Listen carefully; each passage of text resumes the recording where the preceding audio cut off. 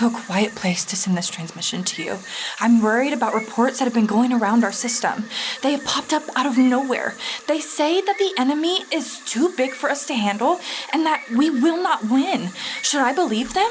What should I do? Can you help me? To clear things up and help this rebel deal with the reports that are popping up on their planet, first things first, we're calling ourselves rebels because we push or rebel against what the world says.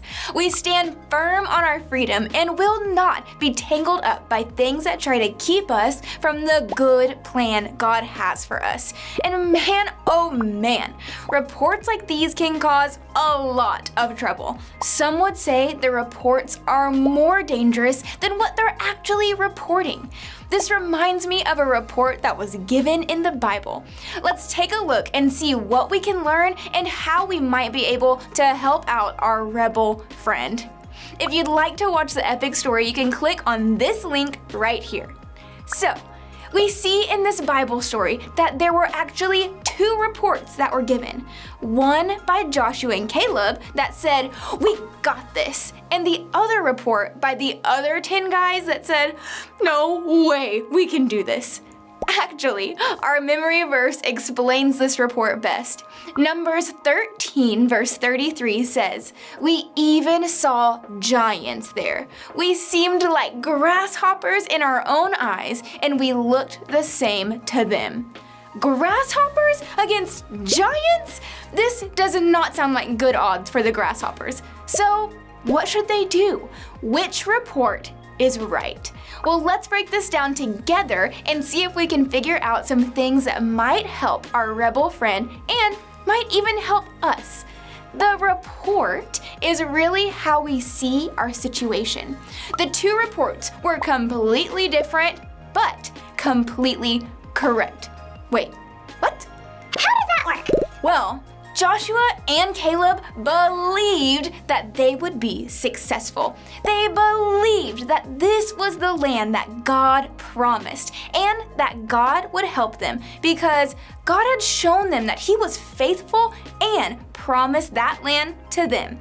Now, the other 10 guys believed something too, but they believed that they wouldn't stand a chance against those smelly giants on their own.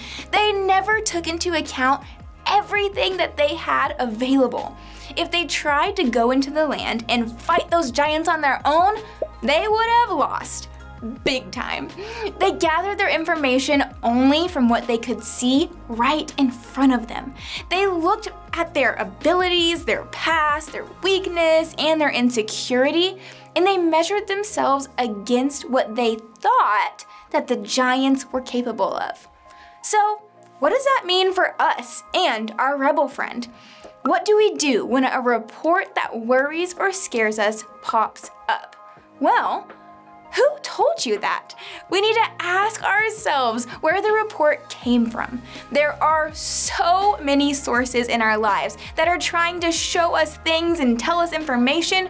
When a report comes through, we have to ask ourselves, is this a good source? The best source is God's Word. Reports that scare us or worry us do so because they surprise us.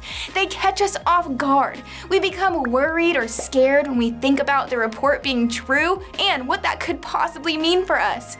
We allow the report to direct our future. The fear and worry just take us down this imaginary road to a future that doesn't really exist, but one that we do not like.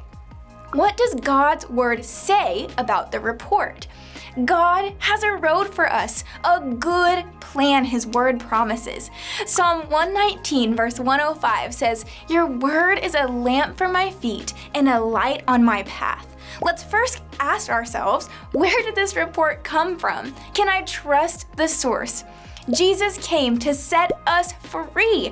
Fear and worry keep us all tangled up and bound, which brings us to our series verse, Galatians 5 verse 1. Stand firm in the liberty by which Christ has made us free, and do not be tangled up again with a yoke of bondage. So, the reports that you accept will spread. Because the 10 spies report was accepted, it spread through the entire nation of people. All of the Israelites were kept out of the land that God promised to them. We have to be careful about the things we accept as truth and go along with. What you believe about yourself, God, and His plan impacts those around you, which also tells us our big answer. I will not be tangled up by the report. God didn't believe that the spies were like grasshoppers, and He doesn't believe that about you. Fast forward now to a boy named David. He faced a giant named Goliath. When David wanted to fight him, the king gave him a report.